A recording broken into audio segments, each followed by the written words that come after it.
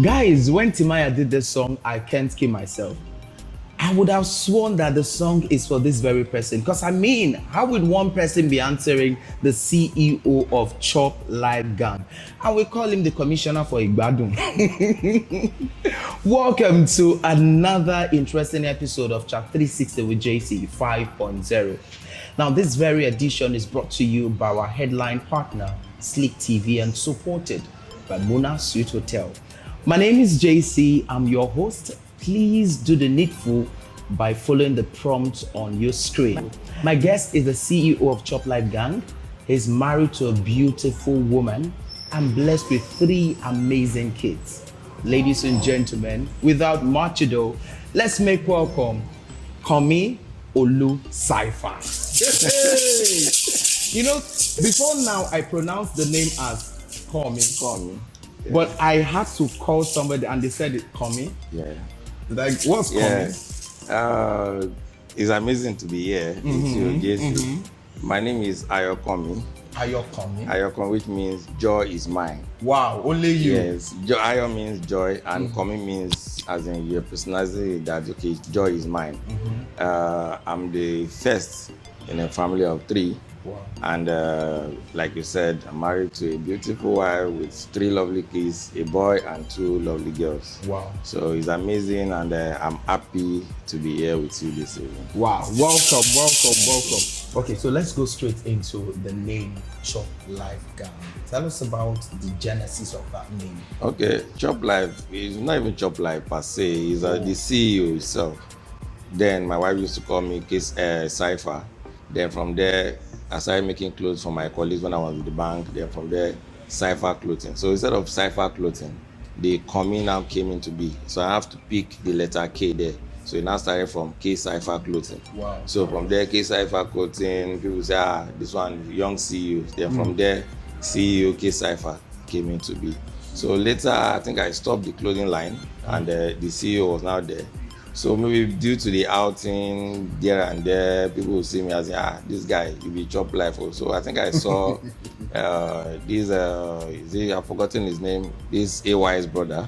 Okay, Ayo Makun. I think he and this other guy that asked him. Yes, they call themselves Alex Ekubo, Ayo Makun. They call themselves, yes, they call themselves Chop Life. So from there, I was like, Chop Life. So them, they were not taking it that serious. So from there, I started calling myself CLG. So when people call me, your gag pata of the Chop Life. So by God's grace, I don't know if they have registered their own Chop Life. Maybe they just call it for fun.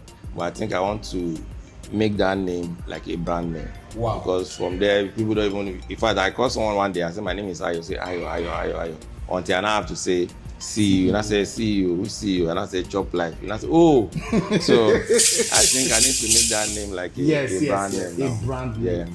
So a nice one. You talked about your beautiful wife, but then I guess you failed to mention that you're married to an Igbo woman and you are a Yoruba man, of course. And I'm looking like, give me some credit. The whole Agbada thing. So tell us how a Yoruba man, and I know you stay somewhere in the southeast, or where Imo State to be precise. So how did you get married to an Igbo woman? 2007, I came to Owerri for youth service. And after my youth service, my prayer point was, I don't want to just go back home and start sitting down. I needed to start doing something. Yes, tangible. So luckily, I wrote an exam in then Oceanic Bank. I wrote for UBA, I wrote Oceanic Bank, but Oceanic Bank now called me. But they called me for the interview. I did the interview. We finished youth service. I was waiting for them to call me. I waited 1 week, 2 weeks.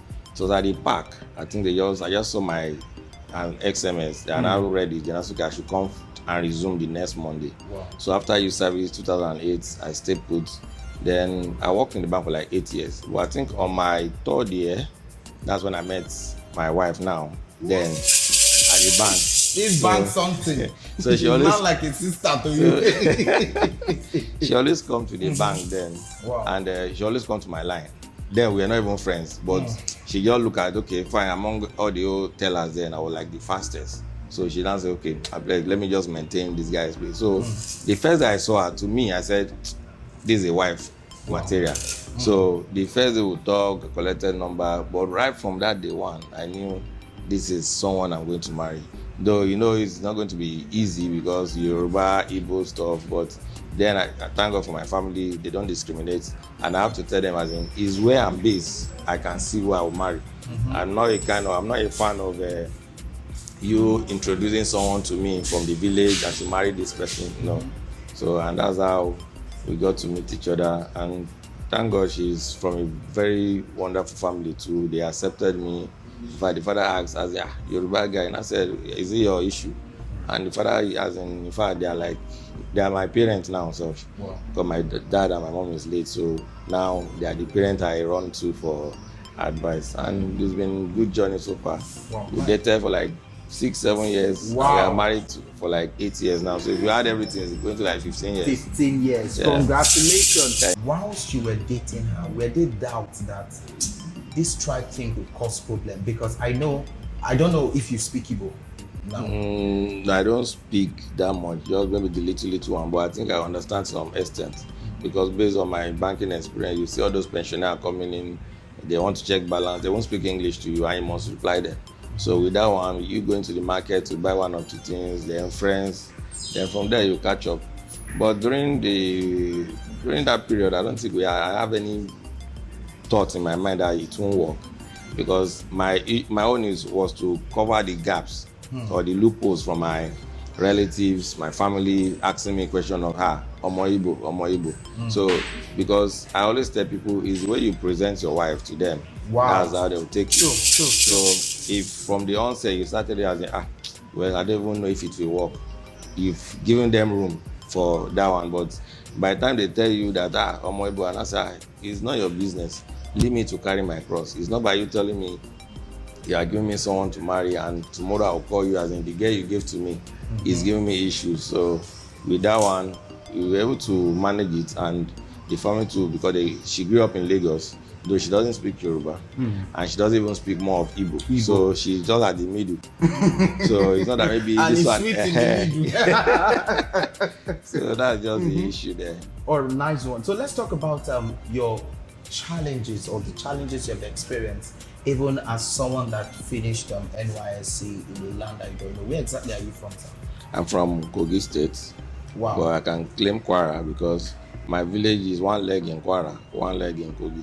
Wow. Some of my cousins claim Kwara, so me too I can claim Kogi, as the case may be.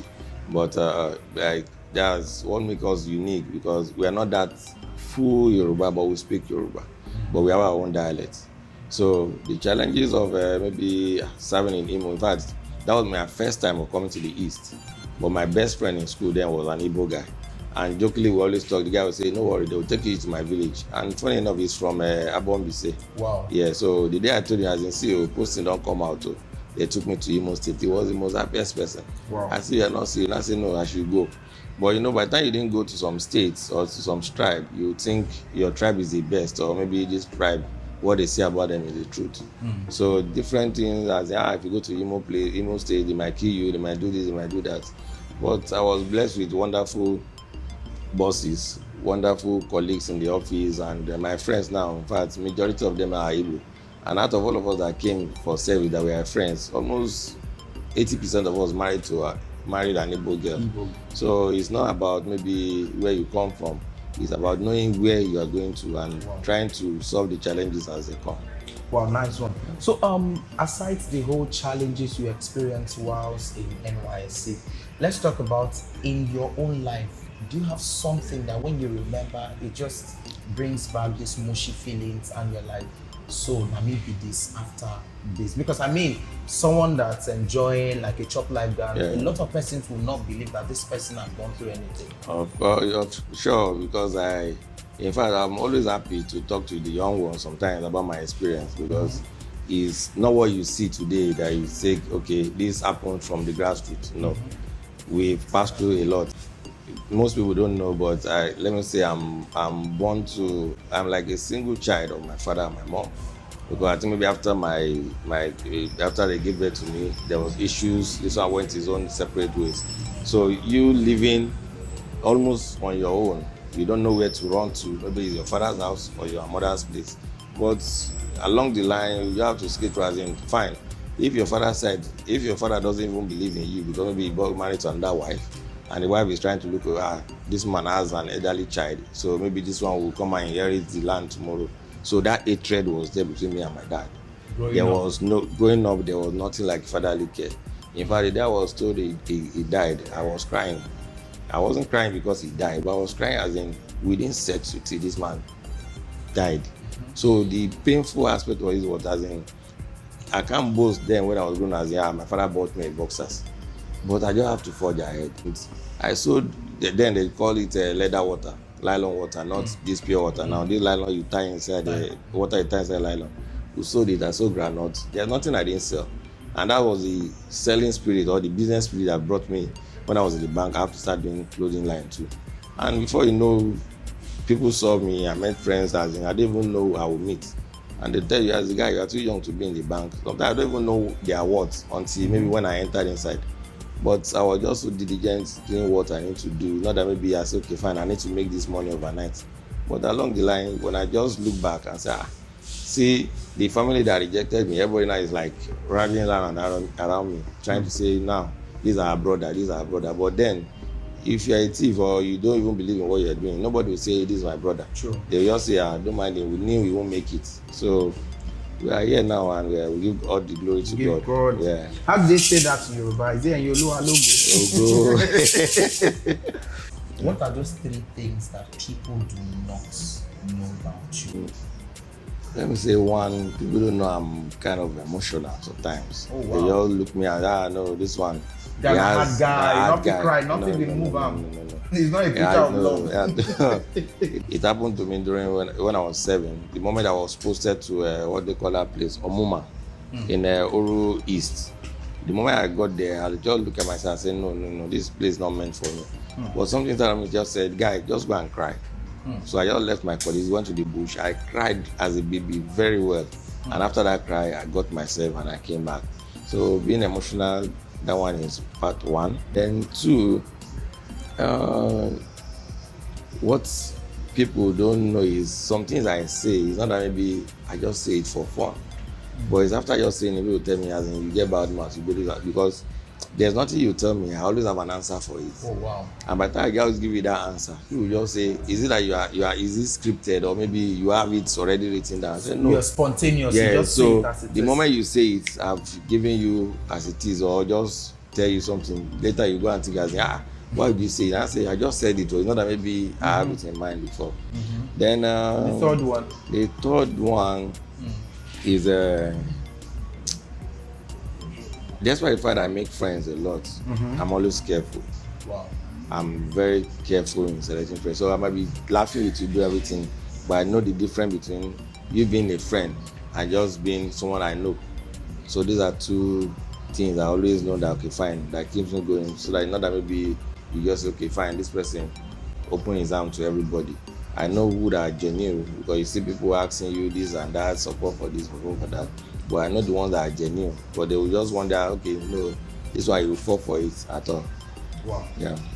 So Dynamic Club or Dynamic Men Club, tell us about it, because a lot of people, when they want to call your name, they always associate Dynamic Men's Club. Yeah, Dynamic Elite Club. Elite Club. So tell us about that club. This is a club comprising of 30 young men. Wow.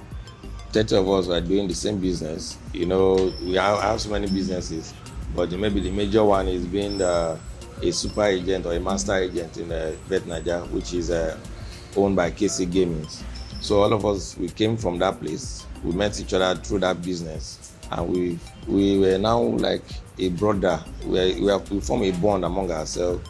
We help each other, and along the line, we say, okay, fine, let's have a social club. So that since we understand each other, we're doing all the same business, and that's how we started with the club.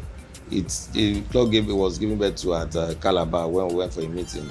We were 28 then. Along the line, we had 2 more people, and we were 30 in number. And the social club today has now become a business club that owns. In fact, our projection is to be the biggest farm in Southeast.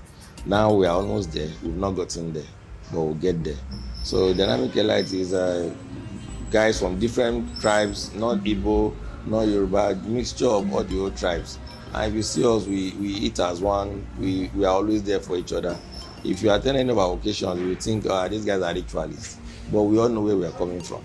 So, and we can always do that. We can go any length for each other. So it's not that you now say, oh, these guys are showing off. No, all of us have a storyline.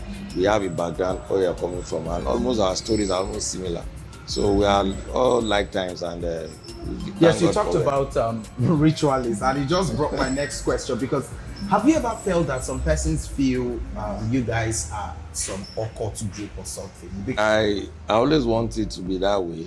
You know, if people cannot think these people are poor people, let them think we are occult people. Because if you see poor person, you can't tell the person is an occult person because he's poor. So because he is not a rich person, you're not thinking he's a ritualist. We always get our feelers. But it's people that get close to us that understand. Now, most of us came out from Dubai because of our business trip. It's the same bed that took all of us, all expense paid, to Dubai. But by the time you see us in Dubai, next you say, this would have gone to show off. You don't even know what we went there. Dubai was not fun.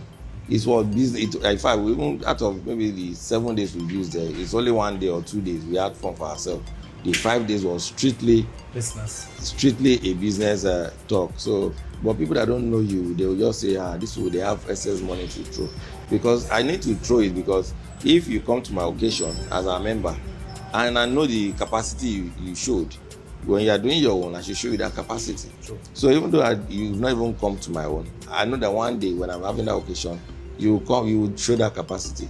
Just like my child dedication, people were thinking that child dedication was even more than my own personal wedding. Yes. But it's just because of the people I've met. So when you meet people, there is either they add something to you or they remove something from you. So it's better you take people that will add something to you. So whatever anybody says behind the scene is their business. Yeah, so inspire someone, talk to someone that have this notion of, if it's not this tribe, I will not get married. I must marry my mama say now this tribe I will marry. Mamsi, you know. So tell somebody out there. For the in their marriage aspects, it's not about the tribe. It's about getting married to your friend. That's the first thing I'll tell people. Get married to your friend. No matter the tribe, Hausa, Igbo, let that person be your friend. Understand each other. That should be your assignment. Then for the young ones trying to get rich overnight, it doesn't happen that way. Just be diligent. It's been a nice time with Mr. KANMI. Please do get your PVC. It's very, very important. That's how we wrap it up right here on Chap 360 with JC 5.0. Ensure that you follow the prompt on your screen and do the needful. That's it already. My name is JC, your host. It is. Bye-bye.